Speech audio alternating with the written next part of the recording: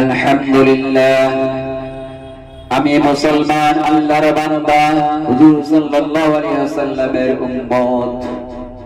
আমি যখন পাঁচ ওয়াক্ত নামাজ পড়ি এবং অন্যান্য সৎ আমলও করি এবং অন্যান্য নেকির কাজও করি, আমি কোরআন তেলাওয়াত করি, আমি জিকির আজগার করি, তো বলা হয়েছে কি দোয়া করা, দোয়া চাওয়া, সেই ব্যাপারে তিরমিজি শরীফে হযরত আনাস রাদিয়াল্লাহু তাআলা আনহু থেকে বর্ণিত, আদ-দুআউ মুখুল ইবাদাহ, দোয়া ইবাদতের মগজ।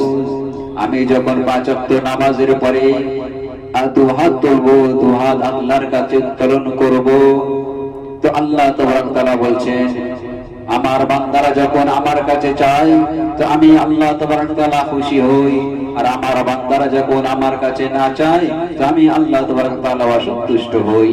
সেই জন্য আমাদের উচিত, আমার দায়িত্ব, কর্তব্য, মানবতা এটাই, ইবাদত করার পরে আল্লাহর কাছে দুহাত তোলা এবং সব সময় আল্লাহর কাছে দোয়া চাওয়া, হে আল্লাহ তুমি খালিক, তুমি মালিক, তুমি সব কিছুর শক্তিশালী, হে আল্লাহ আমার মনের আশা আকাঙ্ক্ষা এবং মনের বাসনাকে তুমি পূরণ করো এবং মৃত্যু আগ পর্যন্ত যেন তোমার হুকুম, তোমার হাবিব সাল্লাল্লাহু আলাইহি ওয়াসাল্লামের নূরানী তরিক অনুযায়ী নিজের জীবনকে চালাতে পারি তৌফিক দান করো এবং গুনাহ থেকে বেঁচে সৎ কাজ করার তৌফিক দান করো।